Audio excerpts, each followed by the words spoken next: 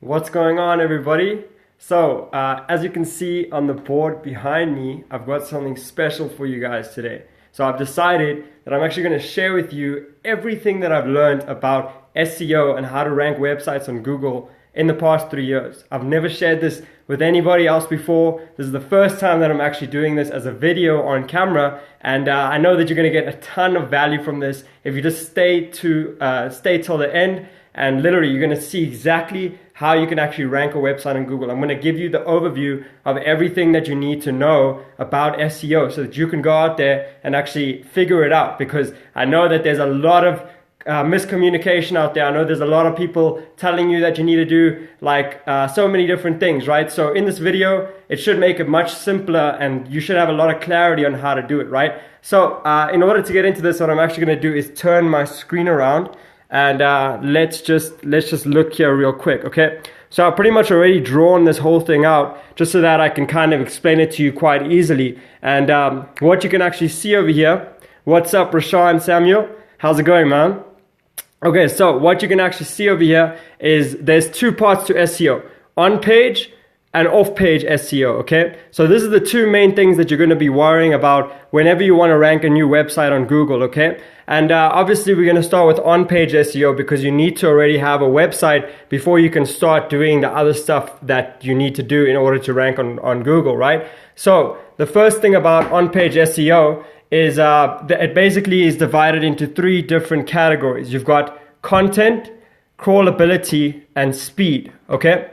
So these are the three main things that you're going to have to worry about when you're trying to rank when you're trying to basically build a website that you want to rank in Google, okay? Now, I'm going to assume that you already have a niche, you already have keyword research done and all that type of stuff. So basically, we start with content over here, right? So inside of content, what you've got is you've got keywords, you've got the word count and the media. So how much word count, how many things are you actually talking about? And then you've also got the meta. Okay, so the meta is basically the alt tags, the title, the meta titles, the descriptions, and then schema, right? And I'm pretty much going to explain all of these different things. Okay, so that's pretty much content. So it's keywords, the word count that you have, and then the meta, okay? So for keywords, you're going to have your main keywords that you want to be ranking for, and then you're also going to have LSI keywords, right? Now, LSI stands for Latent Semantic Index, and Latent Semantic Index is basically a fancy word for synonyms. So basically, when you want to rank a new website, let's say you want to rank for books, right? So you want to talk about books, and then let's say that your niche is like pets or something like that, right? So like pets and books. Then basically your LSI is going to be synonyms of those things. So the LSI would be something like magazines, it would be articles, it would be basically if you're talking about pets, it's going to be dogs, dog toys, dog breeds, all that type of stuff, right? That's your LSI, that's your synonyms. Now, the reason that you want this is because Google, actually being the way that it's so smart, it actually creates LSIs based on every single type of website that they have on Google, right? So it basically figures out what the website is about. If your website is about pets, then it's basically going to look at all the websites that it has on Google that are about pets, and then it's going to create LSIs, which is basically related keywords to that main website, right? So the reason that it actually does this is because it wants to figure out what are the patterns between websites that are ranking first and basically websites that aren't ranking at all. And basically, like, to give you an example of this, like, let me use one of my actual clients, right, which is garage doors. So for garage doors, the main keywords would be garage doors, garage door repair, garage doors for sale, and basically, yeah, that type of stuff, okay? And then the LSIs for those keywords would basically be like garage door motors. It's going to be basically stuff like how to fix your garage door. It's going to be stuff like basically where you're talking about the main thing, but it's basically just related words. It's words that you would use in the industry related to the main thing, right? So the reason that you want this on your content is because Google is actually going to look at your website and basically look for all of these related keywords. It's going to look and it's going to see, okay, so you want to rank for garage doors. Well, how many other keywords do you have on your page that are similar to what the top websites have on their pages, right? And that's pretty much LSIs. So if you want to actually figure out more about LSIs, there's a great website. It's completely free. It's called LSI Graph. LSI Graph, and I'll pretty much, if you ask me in the comments, I'll pretty much leave a link to that, right? So LSI Graph will literally show you synonyms of your main keywords. Okay, the next thing, word count and media, right? So basically, I'm sure you've heard it if you've been in the SEO space. You've seen people say that you need content. Content is king, right? That's what people say. You need to have the most content. You need to have the best articles and all that type of stuff. And the way that I like to think about it is it's not really about having the most content, but it's more about having the most relevant content. Because you see, Google's only job, Google's only priority is showing the best, most relevant, high quality content to its users. So if someone types in a specific keyword, it wants to find the website that has the most relevant content on that specific keyword, right? And pretty much what I would aim for is I do want to have the most word count out of everyone in my space. So if I type in, let's say, garage doors on Google, and I see that the top 3 websites have about 700 words on their homepage, the page that's ranking, then I'm going to go out there and have 1,000 words, okay? And your words need to be related to these keywords, as I said, right? So your content needs to be very related to the keywords that you want to rank for. If you're talking about garage doors, you're going to have all of these main keywords and the LSIs inside of your content, okay? Now, media as well. And when I refer to media, I'm talking about pictures and videos, okay? So a lot of people, they go out there and then they think, okay, I'm going to write the best blog post, right? So then they write like 1,000-word article and then they have 1 or 2 pictures. But it's more than that, right? See, if you really want to be the best in yours and rank for your specific keywords, what you want to have is videos, okay? You want to have the page which should have a video on it. It should have at least 3 or 4 pictures on it. And then it should have the most word count. So I like to aim from anywhere from 700 to 1,000 words on the page. If it's a big article, and sometimes you see people trying to rank for things like where it's like the top 10 things, and then someone comes out and then they do the 25 things that you shouldn't do or whatever, then that will be like a 2,000 word article. And then if you want to beat that, look, like Google's looking at that article and they're saying, okay, well, this is by far the most quality content that I can give to my users, right? So if you want to beat that, then you pretty much have to make an article which is better. So whenever I see the people that are ranking first, I make sure that I have more media than them. I make sure that I have more relevant videos. And when you're looking for videos to link to in your content, what you also need to have is basically the video titles need to be relevant to your keywords as well. So like everything needs to be connected. If you want to make the best content, go out there and find videos on YouTube. You don't even have to make the videos yourself. Just go out there, find videos on YouTube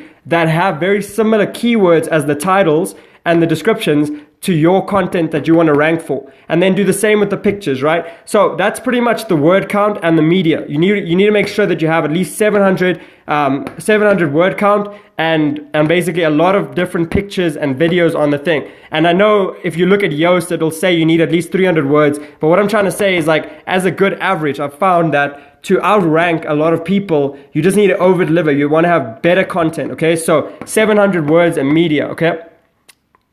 Now, the next one, meta.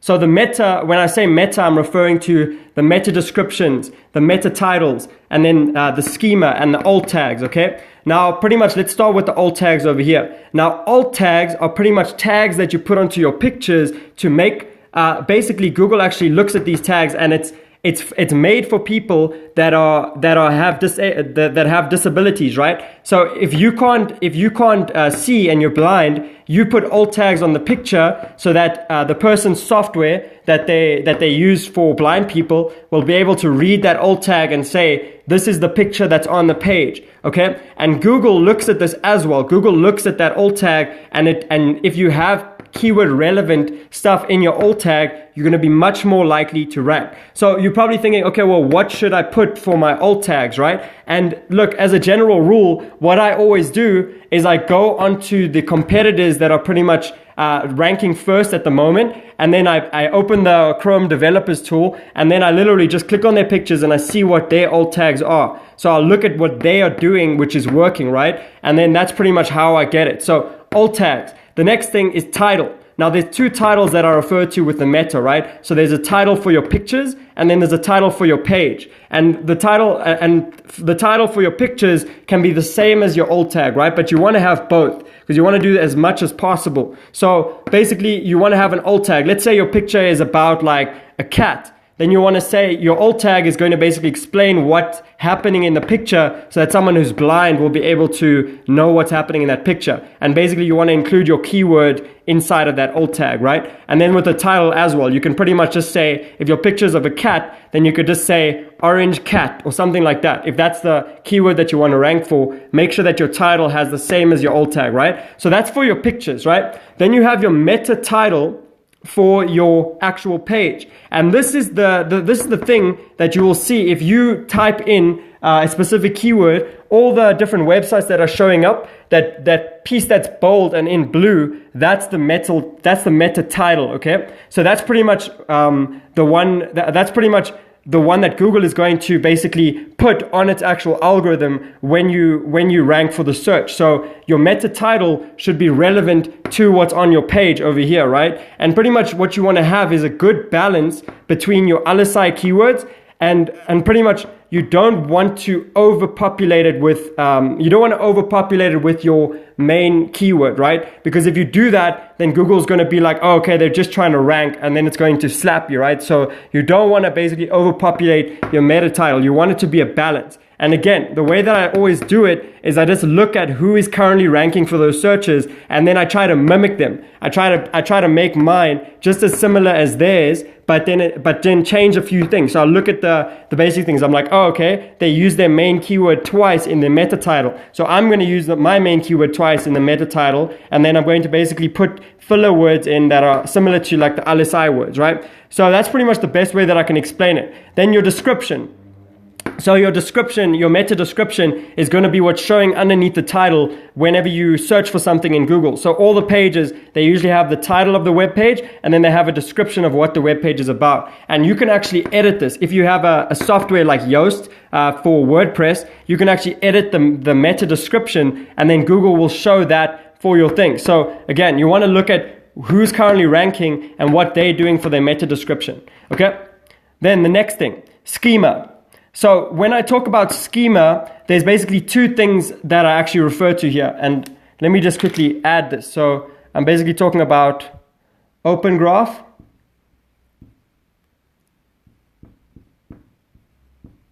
And I'm talking about basically your actual schema for the website. So your schema for the website is pretty much the board that's going to be showing up whenever you type something in. I think what they refer to it as is it's basically like a summary of your website. Have you ever typed in, if you type in Facebook on Google, then pretty much next to all the search results, there's going to be something that shows up over there, and then it's going to basically have Facebook's logo, and it's going to have some stuff related to Facebook, right? So this is pretty much the schema, and it's markup. So pretty much there's open graph markup, and that's pretty much when someone shares your content on either Twitter or Facebook, that needs to be keyword relevant as well. So you're going to have pictures, and then also for your schema, you're going to have pretty much, you put it into the header of the stuff. If you just Google schema generator, you can actually find things that will pretty much that you can add to your website, right? And then you can also get plugins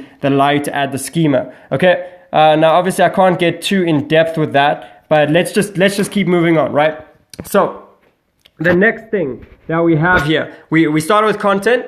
Now we're going to crawlability, right? So by crawlability, what I'm actually referring to is pretty much when Google crawls your website, they use what's called like a spider, right? So the Google goes onto your website and then it goes through the entire page and it finds all the keywords and stuff. And then it also clicks on all the different links and then it goes through all of those pages and then pretty much does that on and on and on and on, right? So it basically crawls your whole website and then pretty much finds all the different pages. So that's why there's two things over here. The first one is silo. So a silo is basically the way that your website is structured. And if I had to draw it for you, let me just try and draw it right here. Let's say that you have your home page and then you have basically your inner pages, right? So your inner pages will go like that.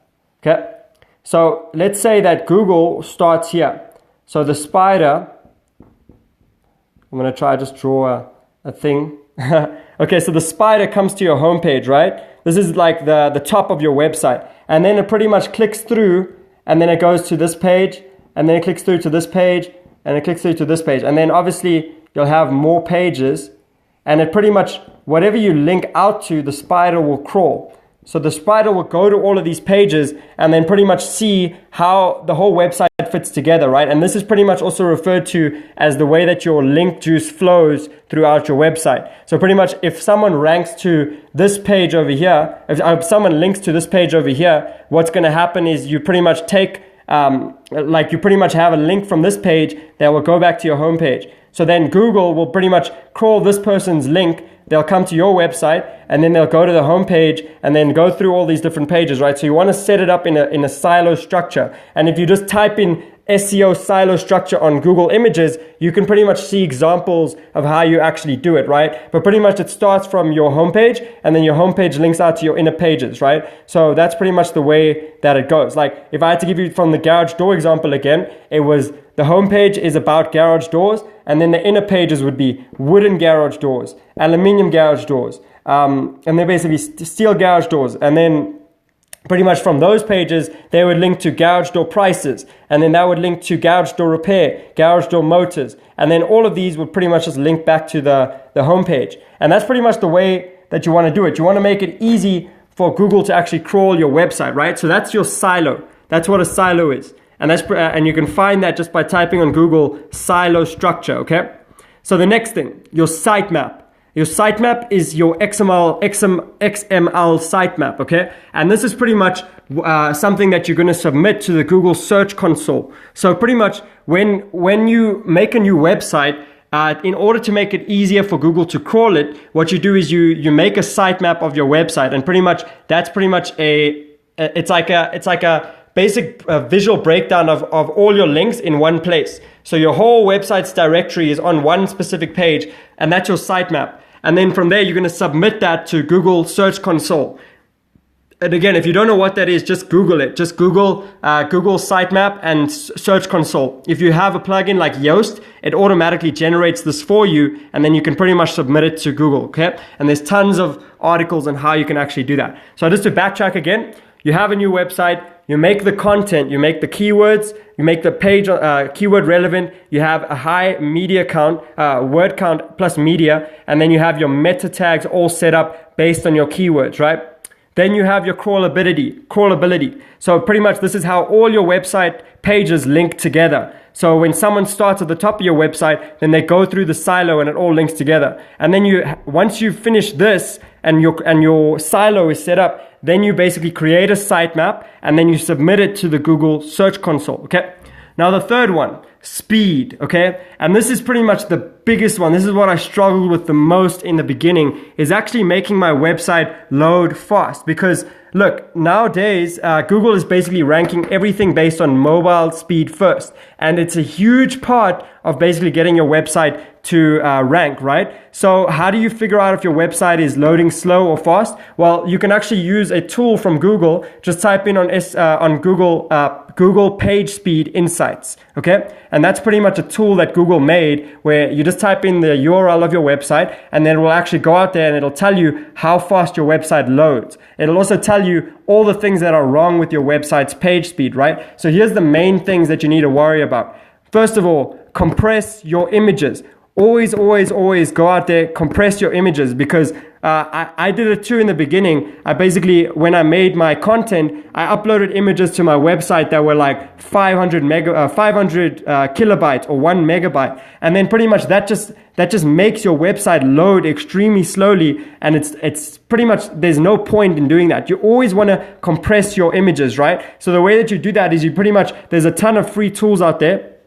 You just go onto Google, you type in image compressor or JPEG compressor, and then pretty much you put your images in there, and then once it's compressed, then you re-upload it to the website, and then you add it back to the content, okay? And you want to aim for anywhere between, I would say about 40 kilobytes to 20 kilobytes for your actual content pictures, and then for your background images, it wants to be anywhere below 150 or 200 to 150 kilobytes, right? So for background, anywhere below 150 to 200 kilobytes. That's the first thing. Then, after you've compressed your images, the next thing that you need to worry about when it comes to your website speed is minifying the JavaScript, CSS, and HTML. So what does that exactly mean, right? Well, what that means is pretty much when you create your website, it's got all of this code in the back end, right? Especially on WordPress, it looks like it's on the front end, but on the back end, there's all of this code at play. And what the best websites do is they minify all of this code. So pretty much they take all the spaces out of it, and it makes it load faster. Now, to do this, there's pretty much a lot of plugins that you can get for WordPress that'll pretty much do it all for you. So if you just go onto the WordPress plugins section and you just type in minify HTML, it'll pretty much give you a software that'll allow you to minify your JavaScript, your CSS, and HTML, okay? So you always want to make sure that you have that. And then the final thing, and the reason I say there's a final thing, because this thing, literally, it was so annoying until I figured this out. Your cache. Now, your cache is pretty much a thing on your website that makes your website, that pretty much it puts a cached version of your website. When it loads, it'll pretty much make a cache of the website, okay? And what this does is it takes all your settings, it takes everything that you've pretty much set up over here, your meta title, your description, your images, the CSS, all that type of stuff, and it basically caches it into a file so that it doesn't have to load twice, okay? So if someone comes to your website the first time, it loads a little bit slowly, and then after that, it loads fast. And Google is looking for this thing, okay? But the reason that I say this thing is the last thing you want to do is because I have done it so many times where I've jumped to setting up the cache, and then I've tried to change some CSS, or I've tried to change something else on the website, and then I can't figure out why the website is not updating. I'm like refreshing it, and I'm trying to do all this stuff, but it's not updating. And that's because I've got a cache on the website,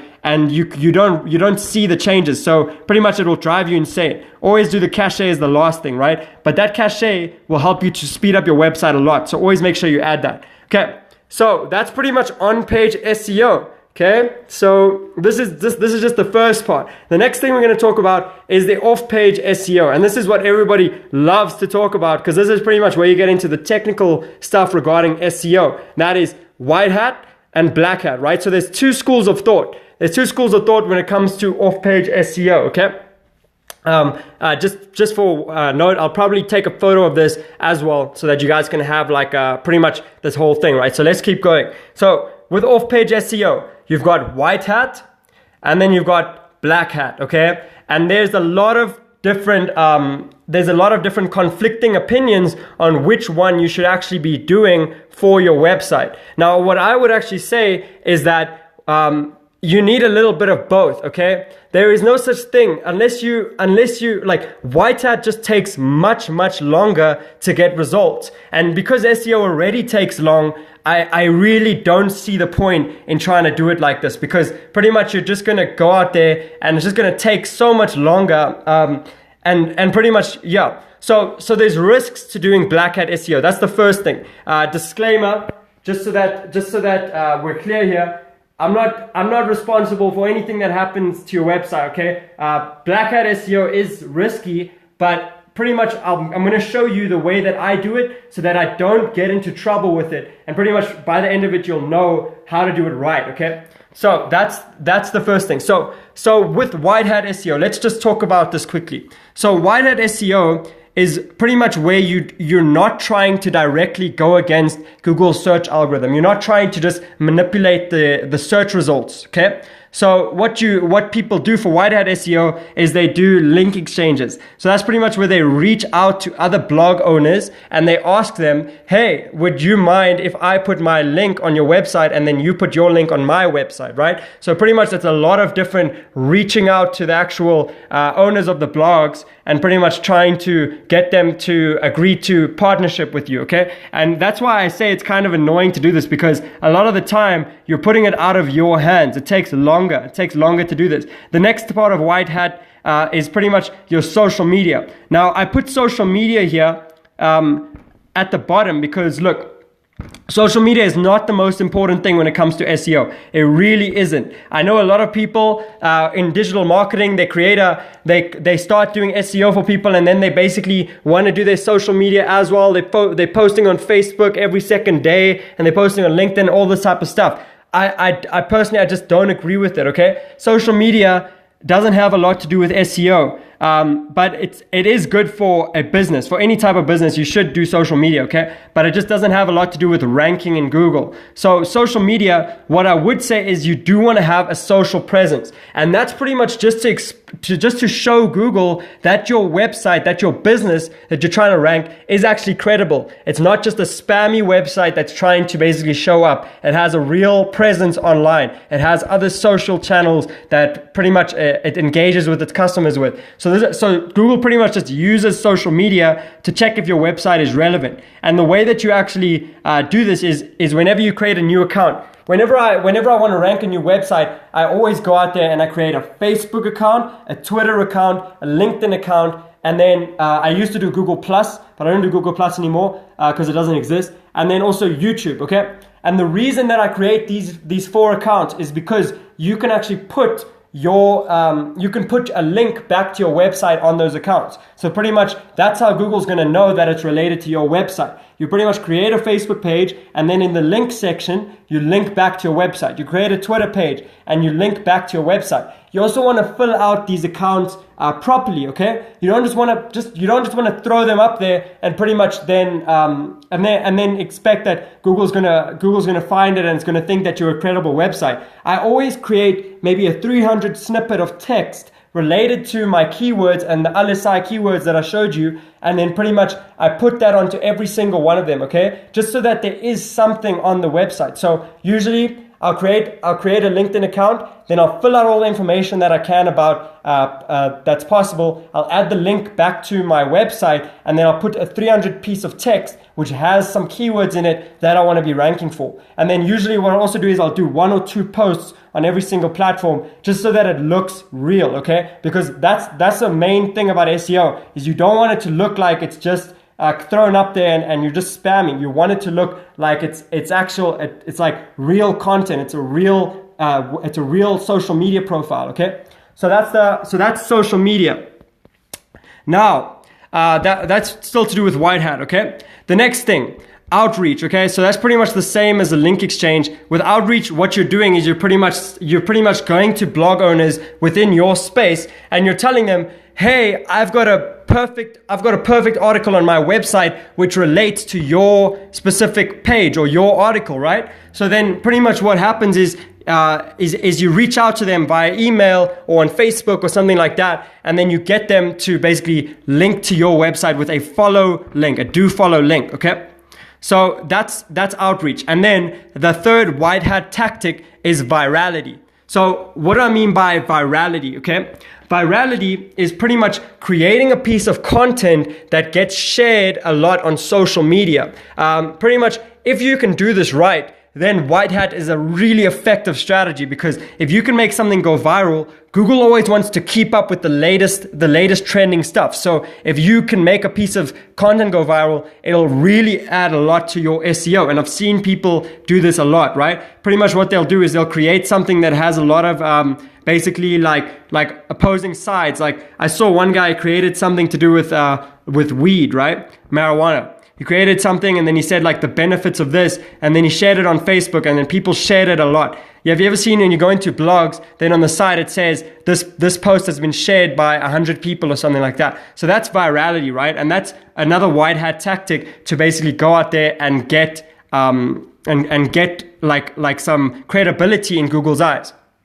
Next thing over here. This is the final thing that I'm going to talk about with regards to white hat. And this is citations, okay? So basically what citations are is it's when you go out there and you create, you go to directories and you basically submit the business or the website to the directory, right? So a good example of a citation that everyone probably knows is the Yellow Pages. So Yellow Pages, pretty much people put their website on that, and then it also allows you to put a link back to your website. So you pretty much create citations. Whenever I rank a new client's website, I always create 5 or 10 citations over the course of 3 months that I can pretty much that pretty much link back to the website. And there's a ton of these. Google Maps is one. Yellow Pages is one. Then there's also ones like Yelp, and all of these different sites. If you just type in citation websites, you can find a ton of those. I actually have a list on them. If you really want, I can actually give that to you, okay? So that's citations, okay? And they're different for every country. Here in South Africa, there's going to be different ones that I would focus on compared to if I was doing this in another country. Okay, so that's pretty much white hat SEO off page, okay? And that's link exchange, outreach, social media, citations, virality, okay? These are the things that you want to include in your website. So I do these, but then I also, on top of that, do the black hat stuff, because the honest truth is this is the most powerful of all of the stuff that I'm talking about. Pretty much everything to do with on-page SEO is just making your website qualified to rank, okay? The on-page is just getting your website in the league so that your website is possible, that it's even possible to rank. Because with the on-page, you're basically explaining to Google, this is what your website is about. This is what your website should be ranking for. If you're making it for garage doors, your website is going to be all about garage doors, but that doesn't mean you're going to rank until you've sought your black hat SEO on your off-page black hat, right? Because pretty much with this is when you're going to be building backlinks, okay? You're going to be building links and then also social signals. So I'm actually going to get into what these things are. And this is the stuff that like a lot of people, they don't actually talk about. They don't pretty much explain this to you, but this is where you're going to get majority of your results, okay? So let's talk about the first part of black hat, which is building links, okay? And building links can be separated into 5 different categories. The first one is PBNs. Now, PBN stands for Private Blog Network, okay? So a PBN is pretty much where you go and find a domain which already has it already is aged, it already has some credibility in Google's eyes, and already has other people linking to it, right? So it's pretty much, a PBN is pretty much a link, a network of blogs that all pretty much help each other to rank, okay? Because Google will pretty much, the way that it works, if I actually just draw it out for you real quick, it's a good thing to explain. This is pretty much what a PBN looks like. It's one page, and another page, another page, and another page. And then this one links to this one links to this one, and this one links to this one, right? So let's say that you get a whole lot of links to go to this one. So a whole lot of people link to this one, and then a whole lot of different people link to this website. Then this one is going to be very powerful and is going to give this one some authority, some credibility. Same thing here. It's going to give this one some authority. And all of these pretty much help to build up this one over here, right? So this will be like your most powerful website that you can put your link onto. And that's pretty much how PBNs work. That's why I put your expired domains, because a lot of people, to basically shortcut this process, what they do is they go out there and they find expired domains. Pretty much every single year, it's some crazy statistic, like every single year, like 50,000 new websites become available because they expire, okay? So that means that you can go out there and actually just buy websites that already have old links pointing to them. And pretty much by doing that, you can build up your own PBN. But this is it's very risky because you need to know how to do it right. That's why I did do some stuff with this, but I wouldn't recommend you go out there and try to build your own PBN if you're just getting started with SEO. Rather, go and find someone who already has a PBN and just purchase links on their website, right? So that's pretty much what I'm going to talk about in the like down the line over here. But pretty much you wanna get PBNs, because these are the most important thing to ranking your website, is getting backlinks to your website. There's actually an article out there where Google actually talks about that it has more than 14,000 different things that it looks for when trying to rank your website in Google, okay? But certain things are more important than others. So basically, to give you an idea, I think they would say like content, your website's actual content is about 20% of why you're actually going to rank. If you have the best content out of all the websites in your specific niche, that's still only about a 20% impact on why you're actually going to rank, right? Now, backlinks are the biggest. Backlinks are the biggest influence of ranking, because in Google's eyes, it's the number one thing that can decide if a website is quality or not, is by how many other websites that are quality are linking to it, right? So this is pretty much how you game the Google search algorithm, is you go out there and you get backlinks from other quality websites, and then Google thinks, okay, if these websites are linking to this website, then this one must be quality as well. I guess we can show it in the search engines, okay? So that's pretty much PBNs. The next thing that I'm going to talk about is Web 2.0s. So Web 2.0s, the way that I can explain this to someone is pretty much a Web 2.0 is how it's a type of website that allows you to create your own content on it, right? So pretty much Facebook is an example of a Web 2.0. All of these different things allow you to basically create content where you can actually put your own links inside of that content. I've listed some over here that I use that are really good, okay? So Medium. Medium is pretty much an article website where you can actually write articles and pretty much put your content in there and also link out to your website. The only problem is all of these things aren't going to be do follow links. They're going to be no follow links, okay? So pretty much a no follow link is when the website that you're linking from tells Google not to pass link juice back to the website. But it's still super important to have these, because if you just have PBNs, then what Google's going to see is, oh, okay, this website just spammy, right?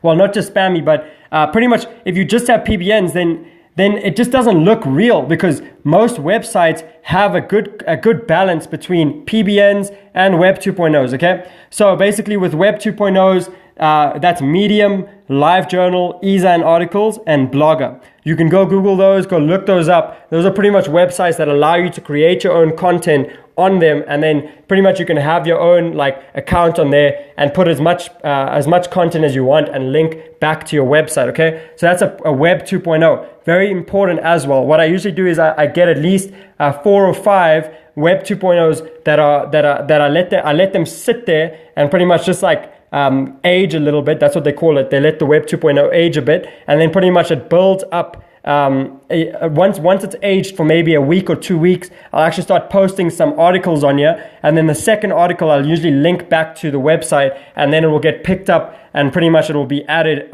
Like Google will pick it up, and it'll be like, okay, this other people on the internet are talking about this website. I guess it's got some quality content, right? So that's a Web 2.0. Okay.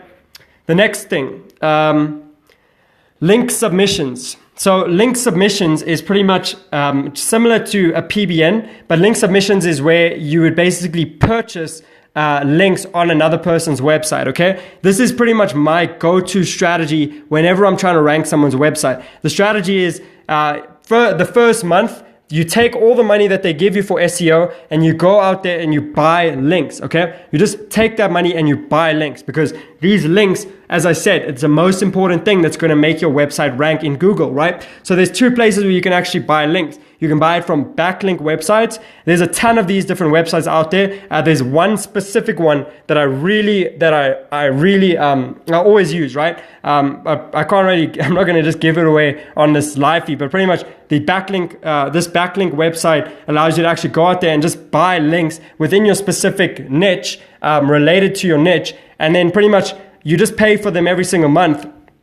and your website ranks because of those links, right? The next thing, marketplaces. So by marketplaces, I'm talking about Fiverr, I'm talking about Conquer, all of these different online marketplaces where you can actually buy packages. There's people in these marketplaces that are selling actual, they're selling packages that will allow you to actually put links on your website, right? So a lot of these aren't really the best quality, but if you just search through them, you can look at the reviews and you will find that there are ones that are really good. There's marketplaces that'll give you PBN links and all of this type of stuff. Well, the one thing that you need to remember about marketplaces though is that, look, if someone is telling you that they're going to put you on a high trust flow, citation flow website, PBN, and it literally costs like $5, then it's probably a bad idea. I would not recommend you do that, because a lot of people, they just make fake type of websites, and then they pretty much you put your content on there, Google instantly knows, okay, this is actually just a spammy website,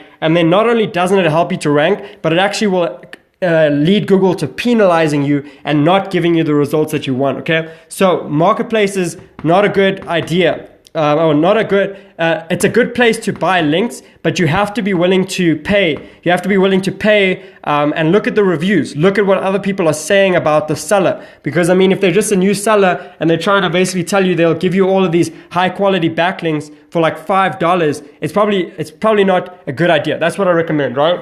Okay. Now, over here at the bottom, I've got 3 other ones. Okay, I've got PDFs, blog comments, and PR submissions. Now, why did I put these at the bottom over here? Why did I put these at the bottom? Well, simply because these things, they don't work anymore.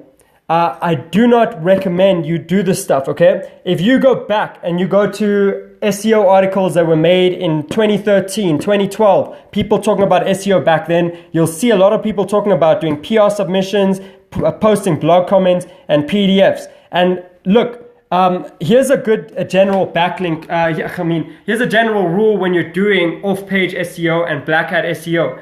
The higher the barrier to entry to get your link, the better quality it's going to be in Google's eyes. The more Google is going to give that weight. Okay, if you just go out there and then you just go into someone's blog and you pretty much just post a blog comment with a link back to your website, it's very easy. Like, Google knows that it's very easy for someone to go out and do that. So it really doesn't help a lot. Google doesn't count it as anything, because it's pretty much just it's too easy. The barrier to entry is too easy, right? Same goes for citations with the whitehead strategy. A lot of these things, they don't work that well. Even if you went out there and you got like 20, 30 citations, it doesn't mean you're going to rank, because the citations they don't have a very high barrier to entry, especially if anyone can just create a free account and just basically make those citations. And Google knows that stuff, okay? So Google is looking for people who are trying to manipulate the search engines. If you wanna not get caught and you wanna do the stuff like a pro, do the stuff properly, then that means you need to go out there and find quality websites, backlinks from websites that not everyone can just get their hands on, right? Not everyone can just basically get a hold of these, okay? So that's the thing. So PDFs, blog comments, PR submissions. If you ever hear anyone talking about that, I would not recommend you doing it, okay? It just is an old, outdated strategy. Google has since then updated, and it no longer works the way that it used to, okay? A lot of these things that people talk about don't actually work the way that it used to. The ones that do still work are PBNs, Web 2.0s, and link submissions. That's why I'm talking about them. That's why I'm showing you guys that, because I know that this stuff works, okay? Last thing, social signals, okay? Now, what are social signals? Now, a lot of people have this idea. They think social signals is when they go out there and then they basically make a social media post with a link back to their website. And that is not what social signals are. It's not when you basically create a post on your own social media account and link back to your website, because Google knows that that's you, okay? Social signals is when Google finds other people linking to your website on their social media, okay? So that's pretty much why I said here social media is important. You want your you want social signals to be other people sharing your content. It's not you sharing your content. That's the big difference. People don't realize that, okay? So when I say social signals, that's pretty much when other people go out and share your content. Now, how do you actually get social signals? Well, the way that I do it is I use marketplaces, okay? And what I type in on these marketplaces is drip feed social signals. So that's pretty much where people go out there and they share your stuff using a bunch of different social media accounts that they have over the course of maybe like a week or 2 weeks. And this is good because it looks natural in the eyes of Google, okay? So people are actually going out there and they're busy sharing, they're sharing your content and it looks natural. That's what people want, okay? That's what Google wants. Google wants it to look natural. So your social signals, they're gonna be on Facebook, Twitter, YouTube, LinkedIn. This is where you're gonna actually, this is what you want people to do. So pretty much you'll have your main keywords and then you'll pretty much go onto these platforms and you'll get the seller to basically share your website's link with the keywords that you choose, okay? And then by doing this, it's actually going to dramatically improve your credibility in Google, because a lot of the stuff to do with social media and social signals, the only point of it is just so that Google thinks that you are an actual real website, that you're not just some random person trying to basically go out there and rank the website, that you're an actual, real, credible business.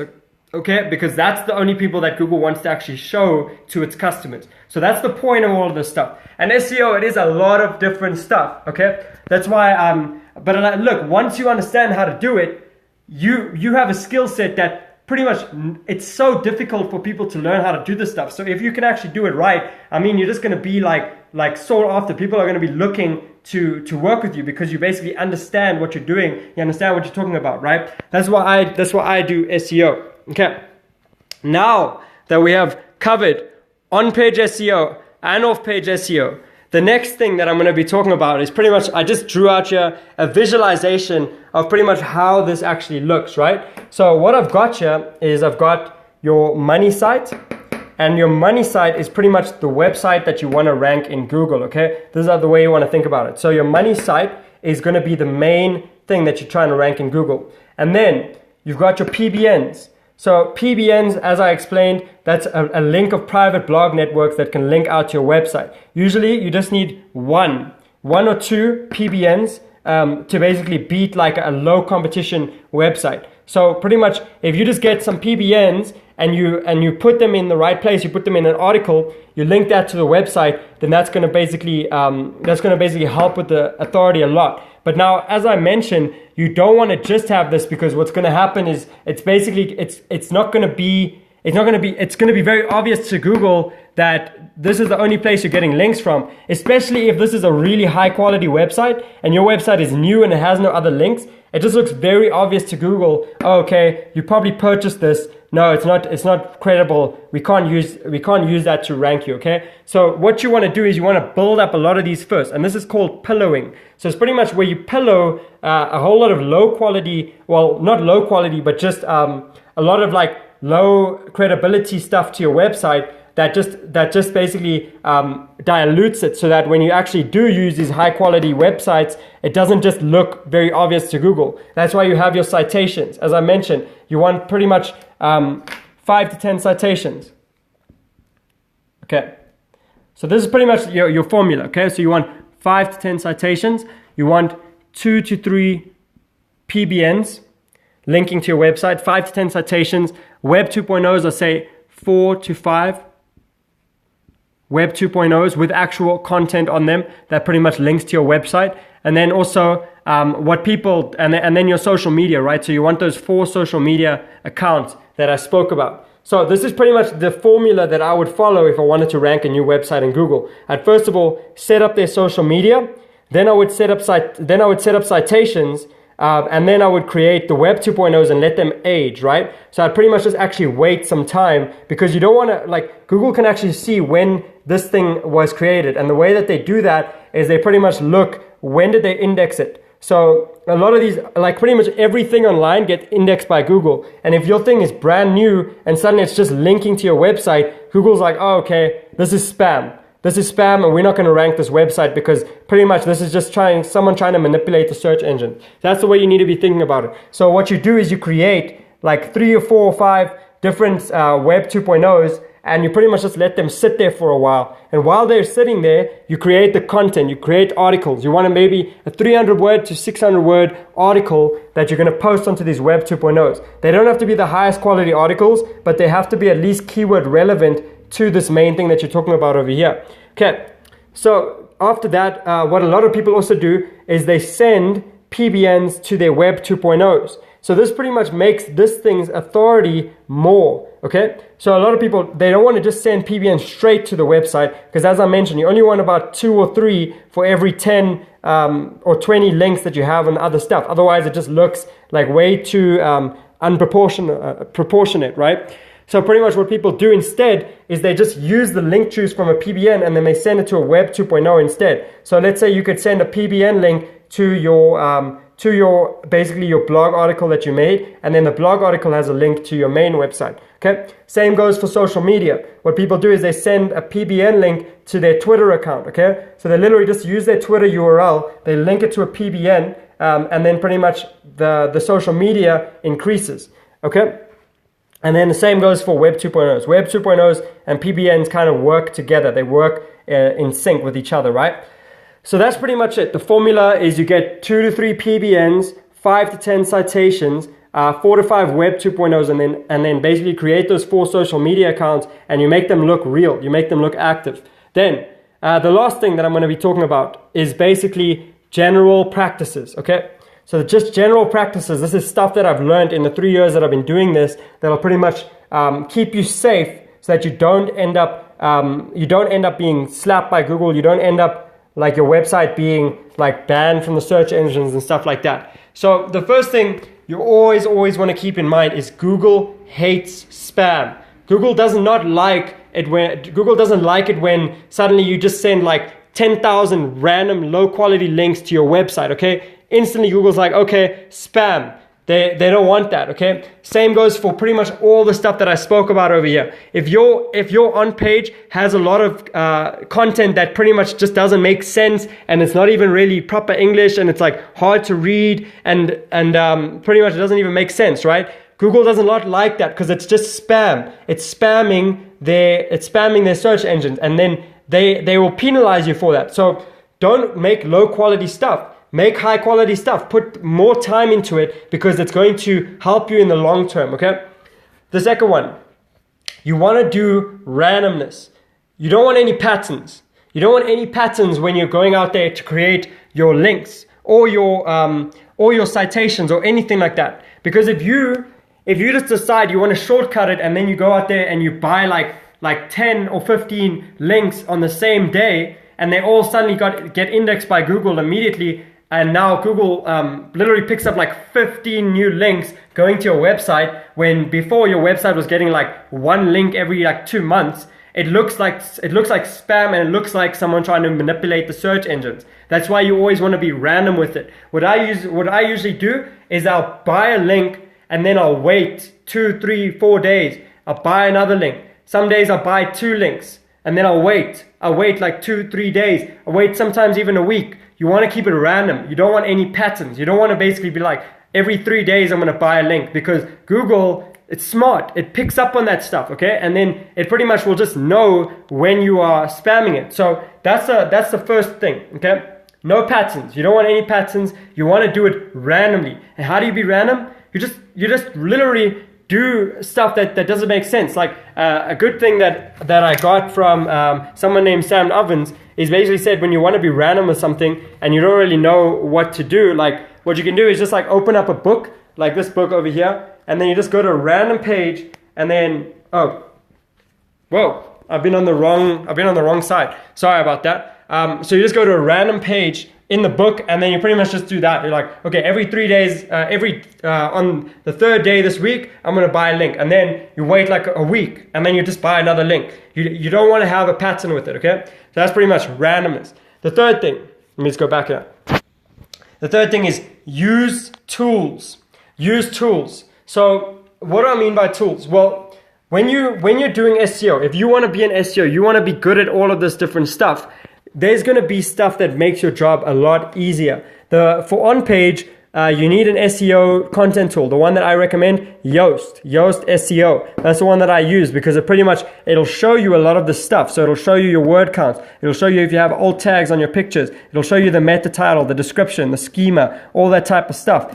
So you need a tool for your on-page SEO. With the off-page SEO, I use tools as well. I use tools that pretty much just show me how good the websites that I'm buying backlinks on, how good their metrics are. There's tools out there that will show you where other websites are getting their links from. So if you just use these tools and you pretty much you can see what websites are credible and what websites are spammy that you do not want to put your links on. Okay, so pretty much there's a ton of different tools out there. I'm not going to recommend any specific ones in this video. If you want to find out about them, then just ask me. I'll show you exactly which ones that I use.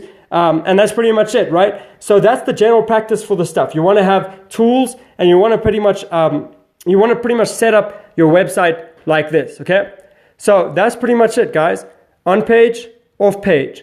In the off page, you have white hat and black hat. You want to be doing both. And then there's all of these little things in between. But if you can do this right, then you can go out there and you can actually get rankings. And what's it like when you're ranking in Google? Well, look, for a lot of my clients, I mean, it's pretty crazy. They get like 10 leads a day. 10 leads a day, that's like 300 leads a month, okay?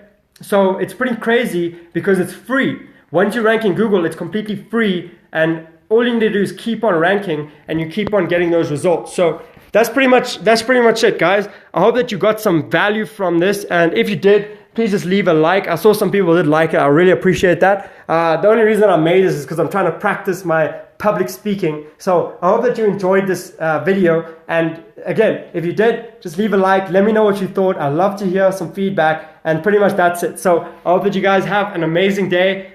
This has been Jason Edward from South Africa. Goodbye.